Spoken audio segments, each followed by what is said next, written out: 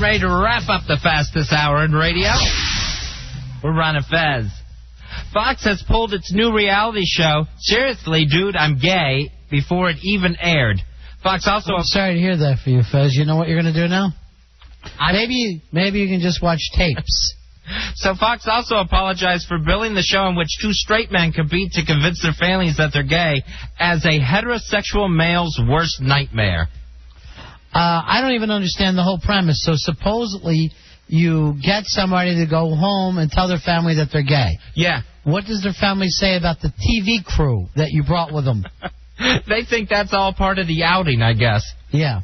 So I'm on a TV show, and that's not the good news. The good news is, and then you tell them later, oh, I was just kidding. And we're supposed to somehow be entertained by this whole premise. This is the second gay show that Fox has just had to dump. This one didn't even get on the air. The other one, Playing It Straight, where it was like gays and straight guys trying to convince a girl. The girl had to figure out who was who. Yeah. That thing stopped after a couple episodes. Hell in a Handbasket, Fezzy. We're all going to Hell in a Handbasket. The Day After Tomorrow opens today. Wait a minute. How could that happen? That's odd. But it does open today. And do you think it'll freeze out Shrek?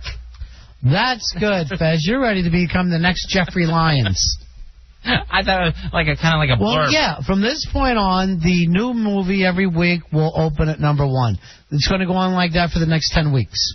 With Shrek, they'll probably add another 4,000 theaters to this thing. I think Shrek's going to keep the top spot. That would be my radio psychic. All right, there's Fez's radio psychic. Radio psychic. Which is good news for the folks over there at The Day After Tomorrow. And here's something that you need to know about Shrek, too. Stay all the way to the end till after the credits. There's another scene with the donkey that you don't want to miss. What, did you say it? I haven't seen it, but I read about that.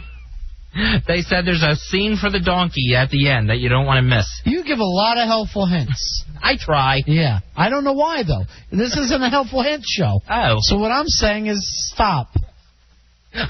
Do me a favor. Go back to the old Fez and stop acting like you're on some kind of inside edition.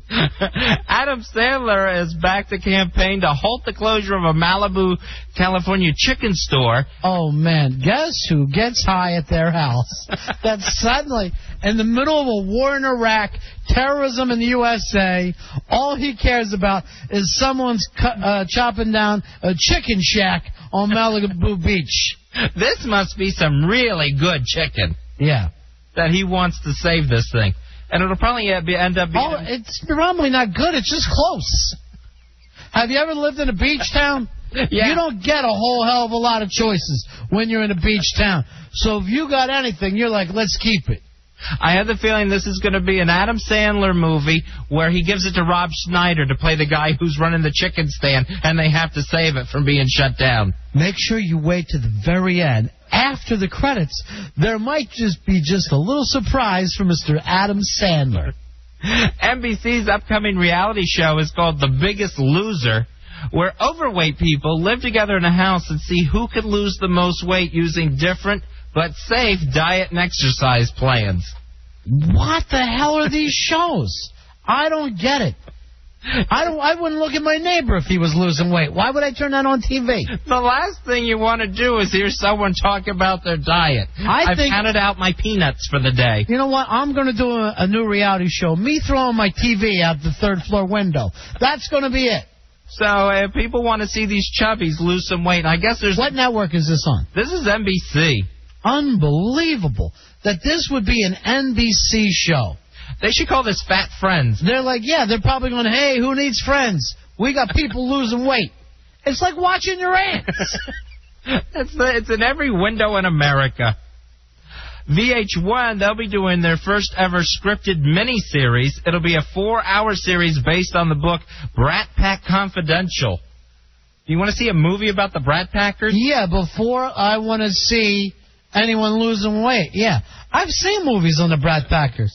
It seems like the Brat Pack is starting to catch up with the Kennedys, and we're making another movie about the same topic. So that's got to be fun just in itself, watching the casting as we're looking for someone who looks like a young Rob Lowe or Molly Ringwald. I have no idea, Fez. I can't imagine that you'd ever be able to make another magical thing like that. Why not just go grab anybody off the street? That's it for the fastest hour in radio. Happy birthday before we go. Gladys Knight turns 60, and at this age, she'll be taking a midnight walker to Georgia. Because she's older? Because she's getting old. Brilliant. She's getting up there. We'll be back later right here on 106.7 WJFK-FM.